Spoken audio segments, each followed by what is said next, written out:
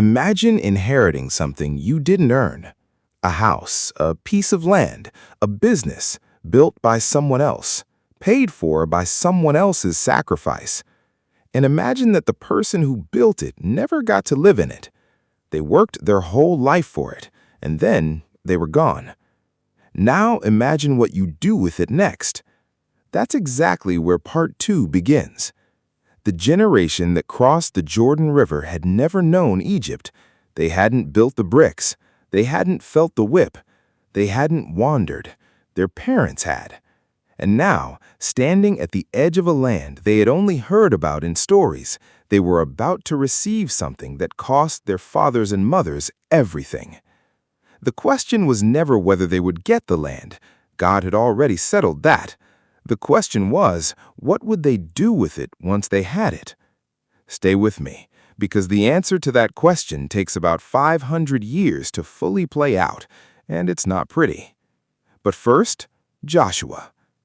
Picture Jericho, one of the most fortified cities in the ancient world. Thick walls, armed guards, impossible to breach by any normal military strategy. And God's instructions to Joshua were, march around it once a day for 6 days. On the 7th day, march around it 7 times. Then shout. That's it.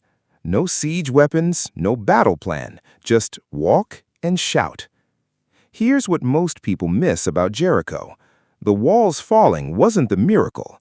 The miracle was that they walked, day after day, in silence, looking completely foolish, trusting a strategy that made no military sense whatsoever. And on the 7th day, the walls came down. Joshua 6, verse 20. Obedience, it turns out, is not about understanding the plan. It's about trusting the one who made it. The promise had a land now. But here's where things start to get complicated. Because what happens after Joshua is one of the most painfully honest sections in the entire Bible. It's called Judges. And if you've ever wondered whether humans are capable of learning from their mistakes, Judges will give you a very uncomfortable answer. The cycle goes like this. The people forget God. They start worshiping the gods of the nations around them. Things fall apart. An enemy nation oppresses them. They cry out. God sends a rescuer, a judge. The judge delivers them. Peace returns. And then the judge dies, and the people forget again. And the cycle starts over. Same pattern 7 times. Think about that. Not twice, not 3 times. 7 complete rotations of the same cycle. Sin, suffering, crying out, rescue, peace, forgetting, sin again. It reads almost like a tragedy. But here's the thing. It also reads like a mirror. Because if you're honest, you've probably seen some version of this cycle in your own life. The thing you keep going back to, the pattern you can't seem to break, the version of the same mistake wearing a slightly different face. Judges doesn't judge you for that. It just shows you this is what humans do. This is what we've always done. And yet, the promise didn't die in the middle of that cycle. It survived, quietly, almost invisibly. And the most surprising place it survived is a tiny book that most people skip entirely. Ruth. 2 widows, no husbands, no sons, no money, no future by the standards of their world. One of them, Naomi, tells the other to go home, find a new life, forget about her. And Ruth says something that has echoed through centuries. Where you go, I will go. Where you die, I will die. Ruth 1, verse 16. Ruth was not even an Israelite. She was a Moabite, an outsider, and yet she is one of the most loyal figures in the entire Old Testament. She walks into a foreign land, works in a field, and catches the attention of a man named Boaz. And Boaz, quietly, without fanfare, becomes her redeemer. He pays what she cannot pay. He restores what she has lost. Here's the clarity layer.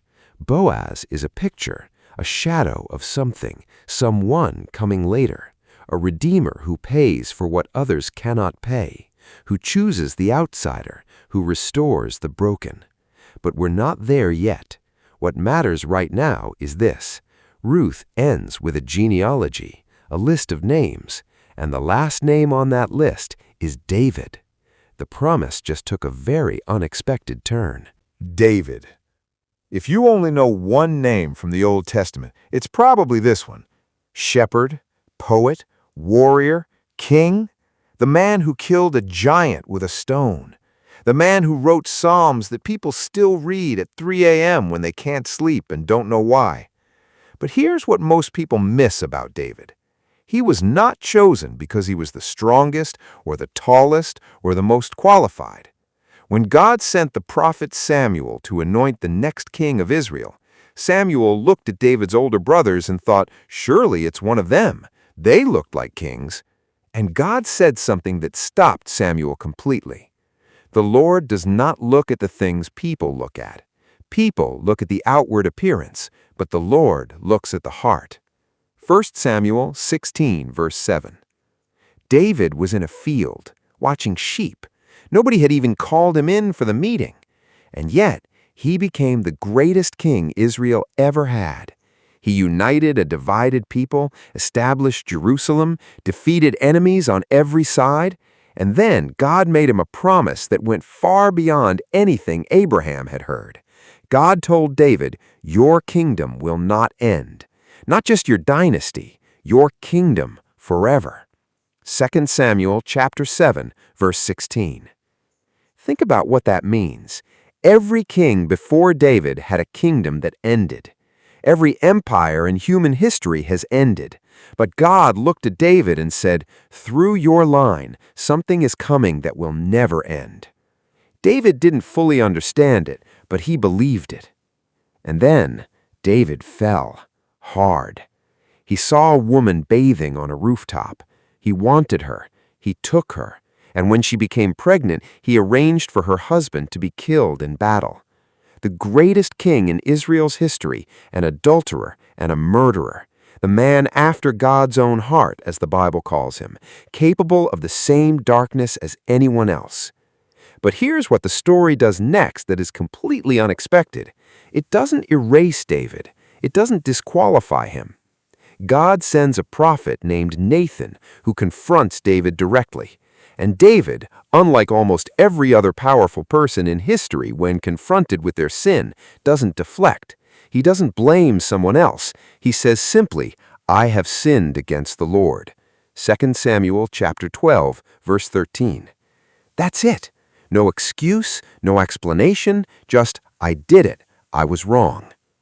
And the promise survived, even through David's worst moment, not because David deserved it, but because the promise was never about David's perfection. It was about God's faithfulness. Now move forward. Solomon builds the temple, the most magnificent structure Israel has ever seen. Gold, cedar, craftsmanship beyond description, the presence of God filling the building like a cloud. Israel is at the height of everything God promised: land, king, temple, peace. And then Solomon, the wisest man who ever lived, starts making foolish decisions. Foreign wives, foreign gods. Slowly, quietly, the heart drifts. And after Solomon dies, the kingdom splits in two, and the two halves spend the next several centuries in a slow, painful collapse. King after king, most of them worse than the last. The prophets keep warning, the people keep ignoring, until finally the unthinkable happens. Babylon comes. The temple is destroyed. Jerusalem falls. The people are taken to exile, 1,000 miles from home. If you were watching this story for the first time, you might think it's over. The promise is finished. The land is gone, the temple is gone, the king is gone, the people are scattered. But stay with me, because this is where Ezra and Nehemiah begin. Decades later, exiles start returning. They come back to rubble. The walls of Jerusalem are broken, the temple is ash, and the people who never left are barely surviving. And Nehemiah, a cupbearer to a foreign king, not a prophet, not a priest, just a man with a broken heart, reads a report about the ruined city and weeps. And then he does something. He prays. He plans, he rebuilds. Wall by wall, stone by stone, with workers holding tools in one hand and weapons in the other, because their enemies are trying to stop them. And then, one final book, Esther. And here is the strangest thing about it. God's name does not appear anywhere in the book of Esther, not once. And yet, his fingerprints are on every single page. A young Jewish woman becomes queen of Persia through a sequence of events that looks like coincidence until you see the whole picture. An evil man named Haman plots to destroy every Jewish person in the empire, and Esther, at the risk of her own life, walks into the king's throne room uninvited and says, "If I perish, I perish." Esther 4, verse 16. She didn't know if she would survive that moment, but she walked anyway. And the Jewish people were saved. The promise survived through a young woman's courage in a story where God's name is never even mentioned. That's the point. God doesn't always announce himself. Sometimes the promise moves forward through quiet, invisible, unrecognized faithfulness. Through a widow in a field, through a shepherd no one called to the meeting, through a girl in a palace who decided that some things were worth dying for. Joshua to Esther, a nation received everything, lost everything, and somehow still existed, still carried the promise forward. Not because they were consistent, not because they were faithful, but because something, someone, refused to let the thread break. The land is gone, the temple is gone, the king is gone, but the promise is still alive.